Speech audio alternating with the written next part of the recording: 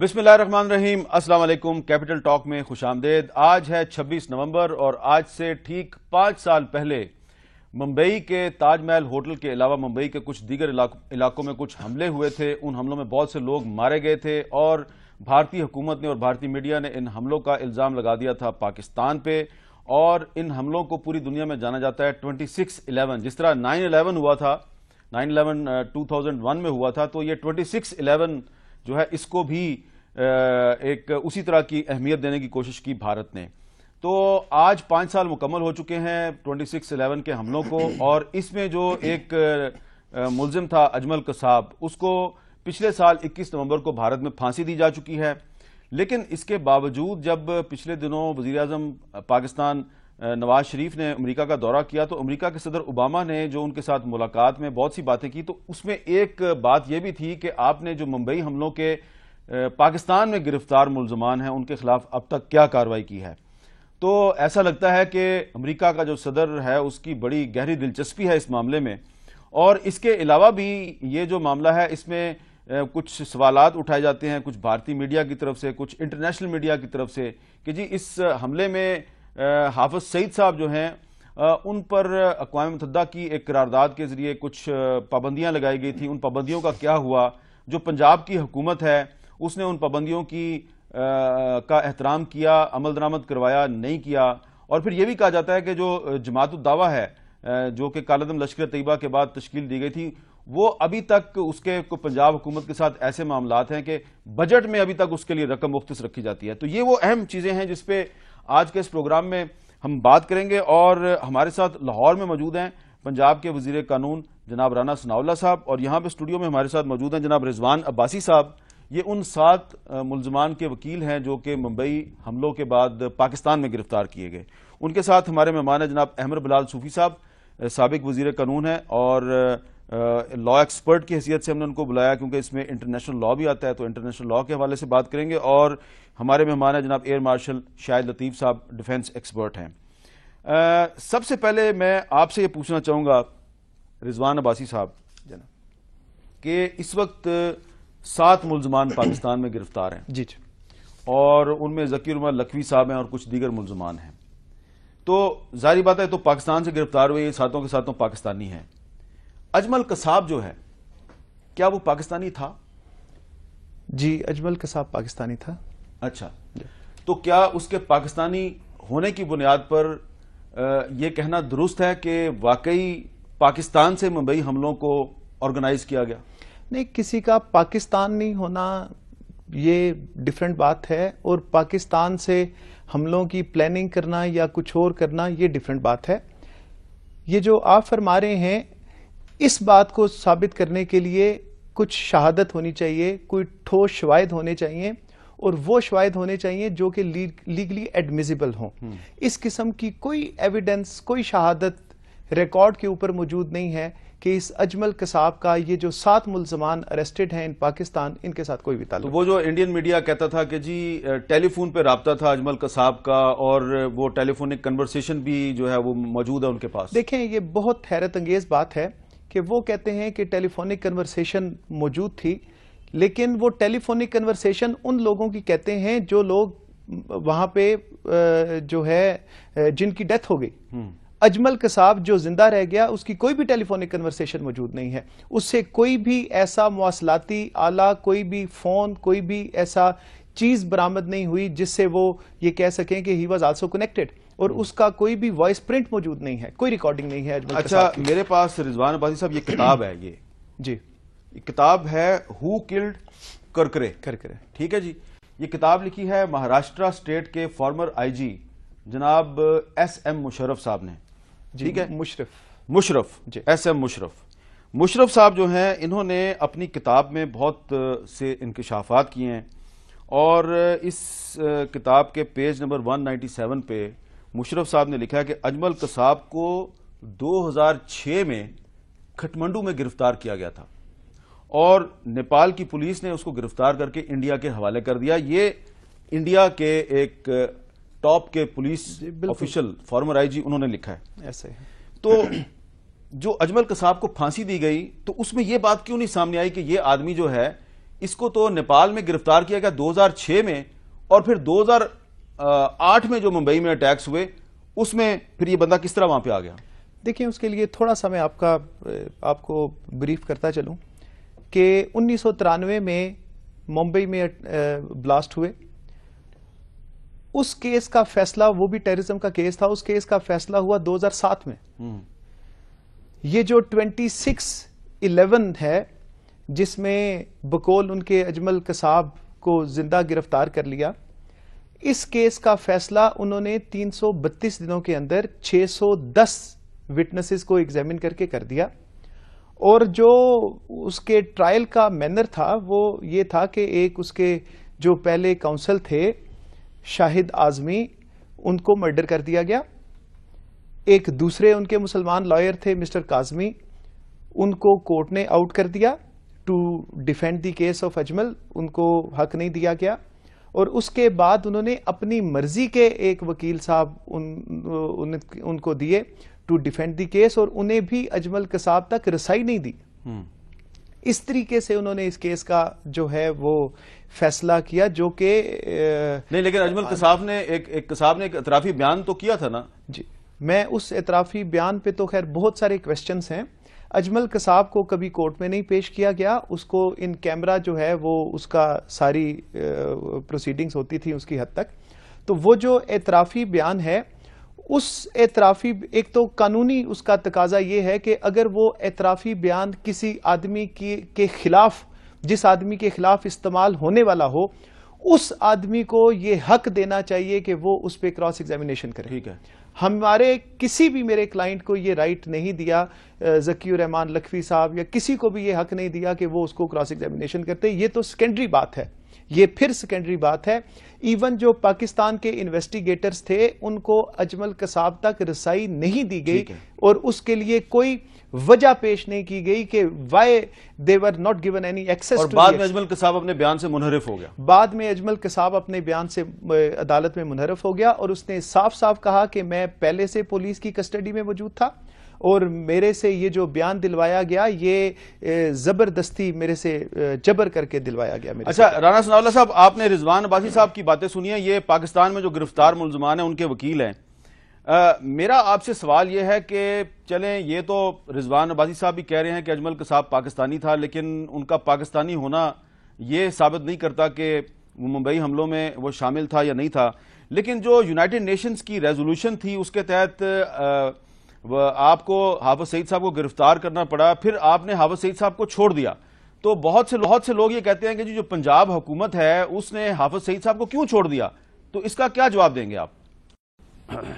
یہ دراصل میر صاحب یعنی کسی بات کو جو ہے وہ پوری ڈیٹیل میں یا گہرائی میں سمجھے بغیر جو ہے وہ بعض اوقات ایک رائے جو ہے وہ قائم ہو جاتی ہے، اور پھر لوگ اسی کو جو ہے وہ پرسو کرتے رہتے ہیں.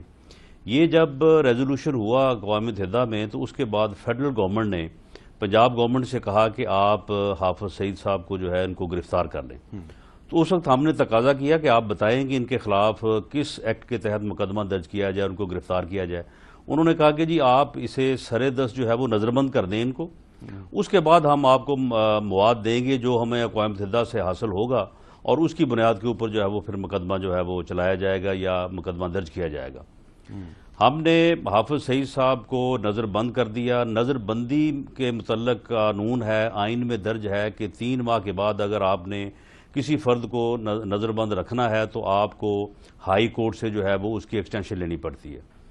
ہم 3 ماہ کے بعد جو ہے وہ ایکسٹینشن میں گئے. انہوں نے کہا کہ جی لائیں، کس ثبوت کے اوپر، کس مواد کے اوپر آپ نے ان کو جو ہے وہ نظر بند رکھا ہوا ہے اور آپ ایکسٹینشن چاہتے ہیں. ہم نے کہا کہ جی ہمیں فیڈرل گورنمنٹ نے کہا ہے کہ وہ ہمیں ثبوت فراہم کریں گے، آپ اس کی ایکسٹینشن کر دیں اور اگلی نیکسٹ ڈیٹ تک جو ہے وہ مواد یا ثبوت مل جائے گا. تو اس طرح سے ہم نے ایک بار نہیں، میرا خیال ہے کہ کوئی 10-12 مرتبہ جو ہے ہم نے ایکسٹینشنز لیں، اور یہی وعدہ بعید کر کے، لیکن فیڈرل گورنمنٹ نے ہمیں کوئی مواد اس طرح کا نہیں دیا. اور فیڈرل گورنمنٹ کا موقف یہی تھا کہ جی ہمیں اقوام متحدہ سے انڈیا سے کوئی ثبوت ملنا تھا، لیکن انہوں نے کیونکہ ہمیں کوئی ثبوت نہیں دیا تو اس لیے ہم آپ کو کوئی چیز جو ہے وہ نہیں دے سکتے. تو اس بنیاد کے اوپر ہائی کورٹ نے باقاعدہ اپنا آرڈر لکھا اور انہوں نے کہا کہ ان کی نظر بندی جو ہے یہ غیر قانونی ہے اور اس کا کوئی جواز نہیں ہے، تو اس کے اوپر جو ہے ان کو رہا کیا گیا. تو اس میں کوئی پنجاب گورنمنٹ کی اپنی مرضی یا منشا شامل نہیں تھی. تو رانا صاحب اب تو فیڈرل گورنمنٹ میں بھی مسلم لیگ نون ہے، نواز شریف صاحب آپ کے قائد جو ہیں وہ پاکستان کے وزیر اعظم ہیں، تو اب کیا پنجاب گورنمنٹ نے کبھی فیڈرل گورنمنٹ سے پوچھا ہے کہ کوئی حافظ سعید صاحب کے خلاف کوئی ثبوت آپ کے پاس ہے یا نہیں ہے؟ نہیں، اس سلسلے میں ہمیں جو ہے یہ پہلے سے بھی یہ بات ہمارے علم میں تھی کہ فیڈرل گورنمنٹ نے کو ہمیں کوئی اپنے پاس سے گڑ کے تو کوئی ثبوت نہیں دینا تھا. جی، انہوں نے ثبوت وہی دینا تھا جو تھرو اقوام متحدہ یونائٹڈ نیشن انڈیا کی طرف سے آتا. ٹھیک ہے، لیکن انڈیا نے ہی اس سلسلے میں کوئی ثبوت جو ہے وہ فراہم نہیں کیا فیڈرل گورنمنٹ کو، نہ اس سے پہلے کیا، اور جو میری انفارمیشن ہے اب تک بھی کوئی ایسا ثبوت فراہم نہیں کیا. اور اگر حافظ سعید صاحب کے متعلق کوئی ثبوت سامنے لایا جائے تو پنجاب گورنمنٹ جو ہے اس کے اوپر ایکٹ کرنے، انہیں گرفتار کرنے یا انہیں انصاف کے کٹہرے میں لانے کے لیے بالکل تیار ہے.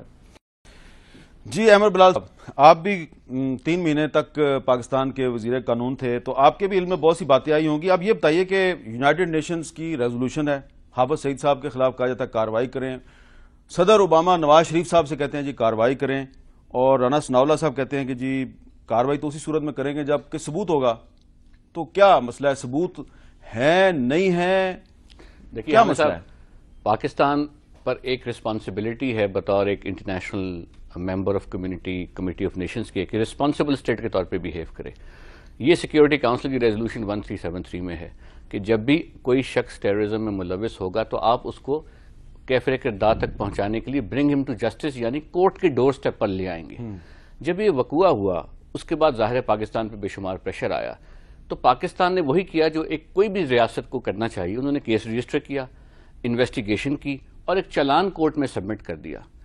اب اس کے بعد ریاست ایگزیکٹو سائٹ پر اس سے بیونڈ کچھ نہیں کر سکتی، بیکاز اب معاملہ کورٹ میں ہے، اور جو ثبوت انڈیا سے آئیں گے ان کو ایڈمیسیبل کے طور پر بنا کر پریزنٹ کرنا وہ رسپانسبلٹی اس ملک کی ہے جہاں پر یہ وقوع ہو رہا ہے. انڈیا تو کہتا ہے کہ ہم نے تو بہت سے ڈوزیئرز دیے ہیں پاکستان وہ کو. سب کے سب انڈمیسیبل ہیں. وہ انڈیا کا اسٹریٹجی یہ رہی ہے کہ وہ ڈوزیئرز پکڑا دیتا ہے سفارتی چینل پر، اور پھر امریکہ کو اور ورلڈ کمیونٹی کو کہتا ہے ہم نے پاکستان کو تمام انفارمیشن دے دی، پاکستان کچھ نہیں کر رہا.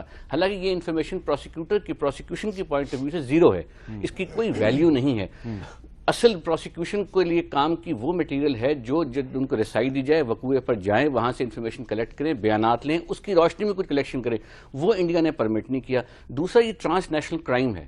ہر ٹرانس نیشنل کرائم جو ہے اس کو ایک جورسڈکشن میں ٹرائی ہونا چاہیے، اس پر بھی کوآپریشن انڈیا کی طرف سے نہیں آئی، تو ٹرائل سپلٹ ہو گیا، اور یہ اب آپ کو مسائل کا سامنا کرنا پڑ رہا ہے. جہاں تک سیکیورٹی کاؤنسل کی ریزولوشن 1267 کا تعلق ہے، اس میں کہیں پر بھی یہ چیز نہیں ہے کہ آپ کسی شخص کو گرفتار کریں. حافظ سعید کو جو گرفتار کیا گیا، جو فیڈرل گورنمنٹ کی طرف سے ہدایات آئیں، وہ تھوڑا سا اوور انتھوزیازم بھی تھا اور انڈین پریشر بھی تھا کہ گرفتاری ڈال دی جائے. گرفتاری ڈال دی گئی. جب کہا گیا کہ ریزولوشن کے توسط سے گرفتاری ڈالی گئی ہے تو ریزولوشن پڑھی گئی، تو ریزولوشن میں کہیں بھی گرفتاری کی ایز سچ کوئی ریکوائرمنٹ نہیں تھی. وہاں تھا ایسٹس کی فریزنگ کریں، میک شور کریں، ڈسپلے آف آرمز نہ کریں، اور ٹریول بین تھا. یہ 3 ریکوائرمنٹ تھی ریزولوشن.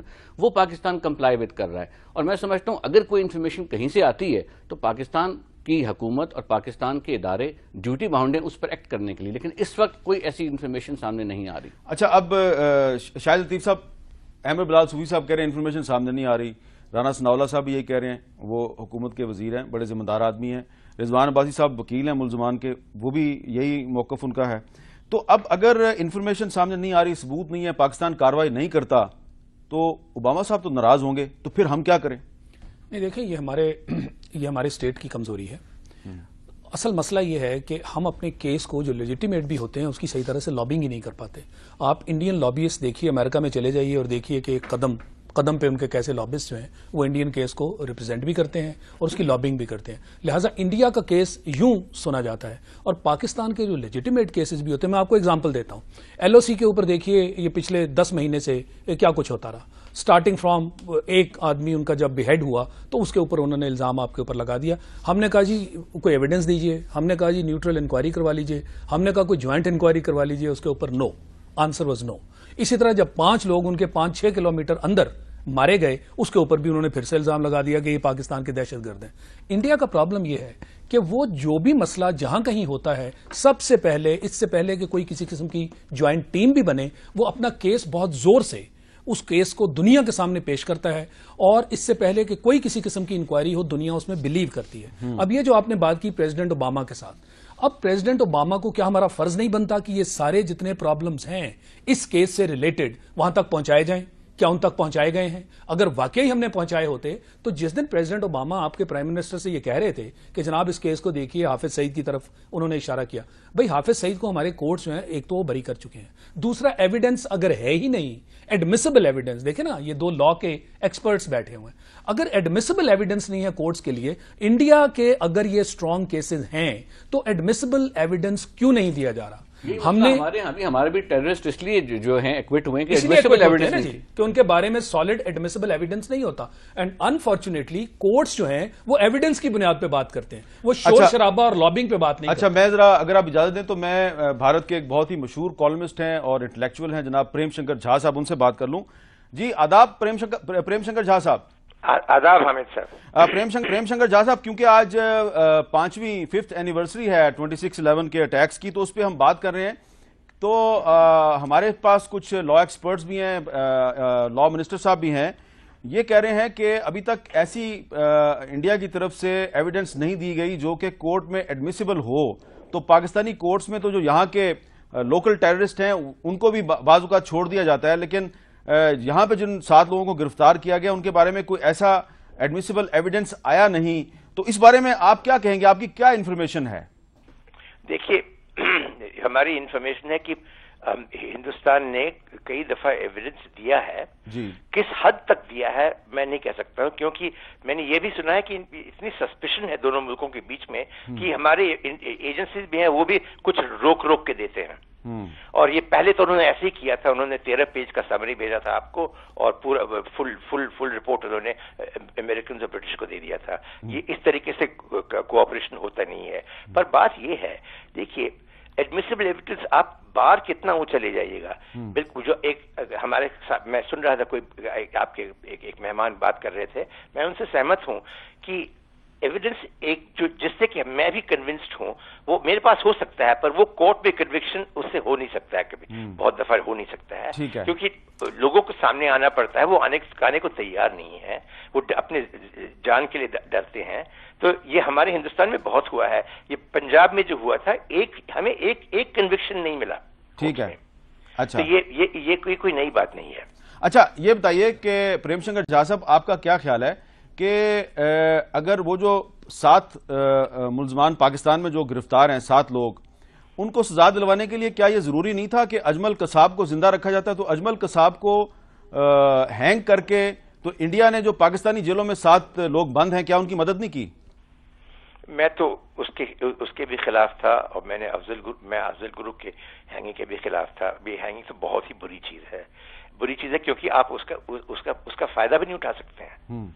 अगर कोई गलती भी हो गई तो आप उसको ठीक नहीं कर सकते हैं। तो मैं आपसे इसमें सहमत हूं, पर बात यह है कि डेमोक्रेसी भी है, वो बहुत ही खराब एपिसोड था। देखिए मैंने तो वो आपने भी देखे होंगे, वो जाके वो विक्टोरिया टर्मिनल स्टेशन में इसने बस चला दिया मशीन गन, आधे लोग जो मारे गए बिहार के मुसलमान थे, घर जा रहे थे। इसको कुछ कोई मतलब नहीं था कि मैं किसको मार रहा हूं, क्यों मार रहा हूं। बिल्कुल ठीक है, बेवजह से मारा था उसने। ठीक है, तो अच्छा, इसको तो छोड़ना बहुत मुश्किल था। जब तक कि डेथ पेनल्टी हमारे स्टैट्यूट बुक्स पे है, स्टैट्यूट बुक्स पे होना नहीं चाहिए। अच्छा, प्रेम शंकर झा साहब, जो भी लोग 26/11 के अटैक्स में मारे गए, इनोसेंट जितने भी मारे गए, वो गलत हुआ, उसकी हमने उस वक्त भी मजम्मत की थी, आज भी मजम्मत करते हैं, हम उसको कंडेम करते हैं। लेकिन ये मेरे पास एक बुक है, एक किताब है जो महाराष्ट्र के फॉर्मर आईजीपी एसएम मुशर्रफ ने लिखी है। ये महाराष्ट्र के आईजीपी थे, किताब का नाम है हु किल्ड कुरकुरे। तो इस किताब के पेज नंबर 197 पर ये मुशर्रफ साहब ने लिखा है कि अजमल कसाब को तो 2006 में 2006 में नेपाल में अरेस्ट किया गया था और नेपाली पुलिस ने गिरफ्तार करके इंडिया के हवाले कर दिया था। और हो सकता है हमला करने वाले जो हैं वो उनका कोई ताल्लुक हो लश्कर तैयबा के साथ या किसी और आउटफिट के साथ, लेकिन अजमल कसाब तो पहले से इंडियन पुलिस की कस्टडी में था। तो क्या ये किताब में जो मुशर्रफ साहब ने लिखा है, क्या इस पे कभी डिस्कशन हुई है इंडिया में? इसकी डिस्कशन खास हुई नहीं है, पर इस किताब को कोई ज्यादा लोग ये नहीं देते हैं। sorry to say, جی یہ دیکھیے کوئی اس کو وشواس نہیں کرتا اور میں نہیں کرتا ہوں، سیدھی بات اچھا ہے. ہم لوگ تو ٹی وی پہ واچ کر رہے تھے کیا ہو رہا تھا. جی. تو اچھا آپ کا خیال ہے کہ اجمل قصاب جو ہے وہ بالکل اس میں شامل تھا اور اس کا پاکستان میں فون پہ کسی سے رابطہ تھا؟ وہ بات تو کر رہا تھا اور وہی نہیں اور بھی لوگ بات کر رہے تھے. تو وہ جو دیکھیے جس آدمی نے وہ سیل فونز ان کے لیے پروکیور کیا تھا اس کو ہم لوگ جانتے ہیں. وہ کشمیر کا پولیس تھا، وہ ہمارا انفارمر تھا، وہ لشکر طیبہ کو پینیٹریٹ کیا تھا. اس کو ہم لوگوں نے آؤٹ کر دیا. اس بیچارے کی زندگی ہمیشہ خطرے میں ہے. یہ سب بہت سی چیزیں ہوئی جو ہم جانتے ہیں، جو ہم کہہ سکتے ہیں اس کو. پر یہ تو کہ یہ ہمیں پتہ بھی لگا کیونکہ یہ نمبرز ہمارے پاس پہلے سے تھے. اچھا رضوان صاحب آپ اس پہ کچھ کنٹریبیوٹ کرنا چاہیں، کچھ کہنا چاہیں گے آپ؟ میں پھر دوبارہ وہی بات کہوں گا کہ اگر کوئی ایسی ایویڈنس تھی تو وہ پاکستان کے ریکارڈ کے اوپر لانی چاہیے تھی. انویسٹیگیٹنگ آفیسر جو کہ پاکستان میں انٹیروگیٹ کر رہا ہے اس کیس کو یا جس نے کیا اس کو اپرچونٹی دینی چاہیے تھی کہ وہ اس میٹر کو وہاں پہ جا کے انویسٹیگیٹ کرتا اور یہ تمام ایویڈنس کلیکٹ کرتا.